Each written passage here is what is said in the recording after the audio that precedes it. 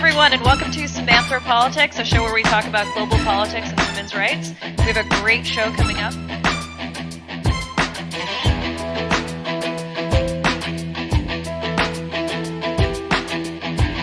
On the military for the genocide against the Rohingya. So, as these poor people are being attacked, people are hiding in their offices.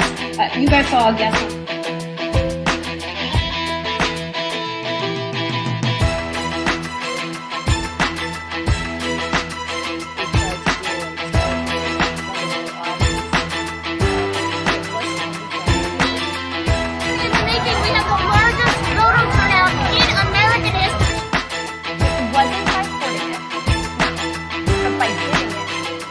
We're going to be talking about Burma and Russia today, but just a quick U.S.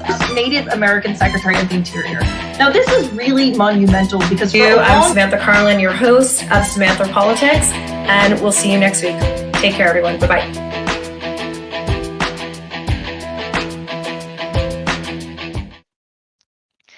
And we are live. Welcome to this week's episode of Samantha Politics, live from Washington, D.C. I'm super excited to be joined here by two amazing Iranian women human rights activists. That is our main story today. But before we get to them, I do want to go over a couple of brief global news updates as we usually do. So first of all, know today, because you were drinking a Corona or a margarita, that it is Cinco de Mayo. So happy Cinco de Mayo, which literally means 5th of May. Now, something that I want to dispel is that many people think that Cinco de Mayo is a celebration of Mexico's independence from Spain. It's actually not. Mexico's independence from Spain actually happened way earlier, on September 16th, not in May, 1810. So what is Cinco de Mayo? It's actually celebrating a battle victory. It's the date of the Mexican Army's May 5th, 1862 victory over France at the Battle of Puebla during the Franco-Mexican War. It's also known as the Battle of Puebla Day. So in honor of Cinco de Mayo, I want to start with a really fun story focused on Mexico. Mexico now has mass vaccination sites, and they were a little bit worried about elderly people who were feeling a little bit scared or nervous about getting their vaccine. So this is what they decided to do. Zach, if you could play that video for us.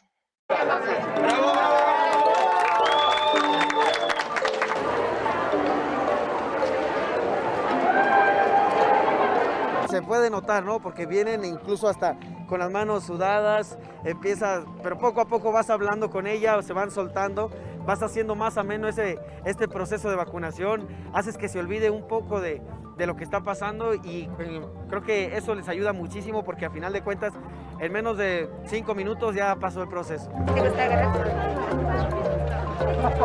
Esas inyecciones no duelen, quemar. Eso, vámonos.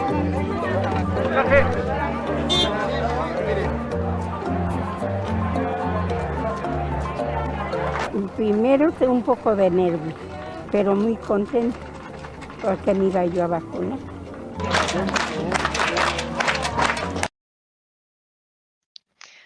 I just love that video, especially the woman when she comes out and they're all celebrating that she got the vaccination. I think that's just a super cool thing. Not just the lucha libre wrestlers, you see dancers. There have also been opera singers that are performing for people that are waiting for their vaccinations. I just think this is awesome, and it just celebrates what the country is trying to do to rally around, get vaccinations to be the norm, and to reach herd immunity. So really cool story from Mexico City, and again, happy Cinco de Mayo. So we're going to move on to World Press Freedom Day. Zach, if you could put up that picture of Marie Colvin.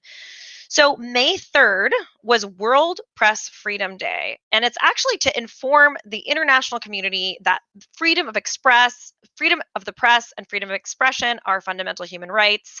Now, there used to be a really cool museum in DC called the Newseum, which talked about all these amazing journalists and how they face harm's way, how they evolved their storytelling in the course of American history on the news. Unfortunately, the museum wasn't making enough money and it was shut down. Really, really sad development because it is so important to understand what it is that journalists go through in order to bring you stories like the journalist that I had on my show last week, who was literally in New Delhi and was talking about all of the journalists and colleague friends she had that have died from COVID-19, just trying to show the rest of the world what is going on in India and the humanitarian disaster that is happening there. In the picture is Marie Colvin. She was an amazing British journalist who went all over the world documenting humanitarian causes, conflicts, and eventually she ended up being killed in Syria. There's a really, really great movie called A Private War that I highly recommend, which is about the story of her life. But here's the thing. In the movie, it seems as if she was killed just by default in a bombing that had nothing to do with her specifically, but just in the mass bombing campaign of the Assad government. Well, it turns out it was actually a targeted assassination by the Assad regime. They knew they knew where she was and they deliberately targeted her and killed her within Syria as she was trying to report from Syria, which was really forgotten about. The other thing that's important to note, journalists, is that a lot of journalists in the past used to have a network send them to a conflict zone, and they would get life insurance and hardship pay and all these sorts of things. And now a lot of journalists, in order to get a story, they don't have any of that backing. They just travel to the region themselves as a stringer, and they hope that someone's going to pick up their stories or their photographs. So the level of protection and the level of income is certainly not matching the hardship that they face. Another really great humanitarian photographer to look at is Lindsay Addario. Great book called It's What I Do, especially looking at gender and being a humanitarian and conflict photographer. So appreciate your journalists, including myself, even though I'm not in conflict zones. So I want to go back to India. So finally, what's wild is that we reported on India last week, and the death rates have almost doubled in a week. I mean, it's just gotten. It is just out of control in India. And again, those are, as usual, the official death rates. Multiple states in India are finally going into complete lockdown as this second wave of infections keeps going and paralyzing the country. There's also a predicted third wave of infections that is going to happen. Really scary. I also didn't really comment in the last episode, and it was out of respect for one of our guests, but that Narendra Modi really has a big role in this. And the fact that he was doing campaign rallies until he was told to stop doing them by a ruling, instead of taking care of the COVID crisis and preventing this, it's such an abdication of his responsibility as the president, and the completely disorganized way, the lack of oxygen transmission to hospitals, the infrastructure's lack of ability to respond with the crisis. Narendra Modi really is at fault, and I didn't want to ask our guest that last week because she's in India and journalists face reprisal. But I do really want to point that out, that we really do need to look at leadership for this crisis, and show, the countries that have dealt the best with COVID have had the best leadership, like bar none. So we need to look at him and I'm sorry, but point some fingers. Moving on to breaking news from today. So one of the issues with getting the COVID vaccine to the developing world was that there were these intellectual property protections, which pharma companies put onto the vaccines because they want to protect their solution, because then they can be the sole providers of the vaccine and make tons of money. But unfortunately, they don't have the ability or the financial desire to put all their products into the developing world. So finally, the Biden administration has come out in support of waiving intellectual property protections for COVID-19 vaccines, which means that other types of companies would be able to replicate some of those within their own countries, and so that we don't have to rely on Pfizer and AstraZeneca and Moderna and Johnson & Johnson as the only providers of vaccine in the world. So hopefully there will be some companies that then will take that up. Again, that still hasn't happened, but the U.S. reversed its position because formerly we were opposing the lifting of intellectual property. And that will help a lot of countries like the ones that we've covered, for example, Brazil and South America and India. Moving on, something else that's really good news when it comes to immigration.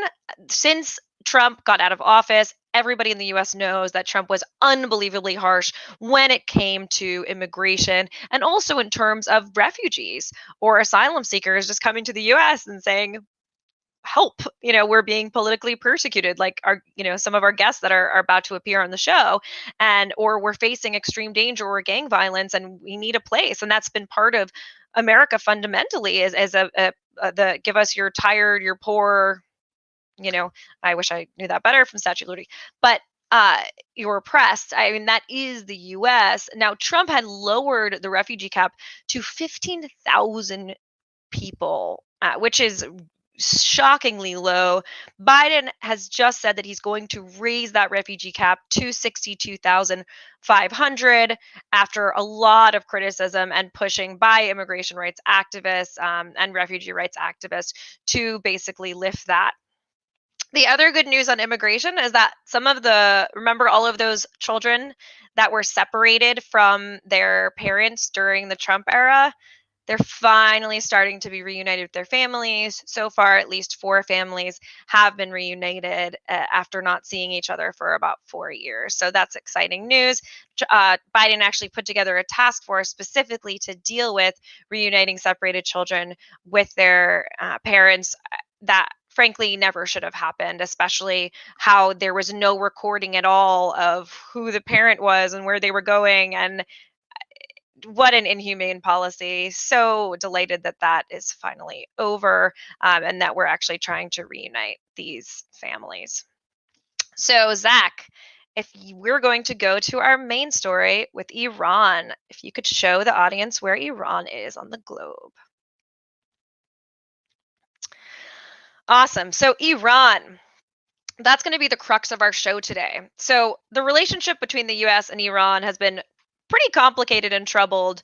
It started in the 1950s when the US supported a coup to overthrow the then prime minister, and we installed a puppet minister who was supportive of the Shah, who was our ally. If you'll notice in the slideshow, one of the images is an American flag burning in Iran. Not good. This image is from 2017. When we started to get, and I'm giving you this historical context because I think it really frames what we're going to talk about, we also sold lots of arms to the Shah. Well, the Shah wasn't that popular. He was deposed in the Iranian Revolution in 1979, at which point Grand Ayatollah Khomeini, who was a Shiite cleric, took power as the supreme leader. He also fostered the evolution of Iran from a pro-West monarchy to an anti-West Islamic theocracy.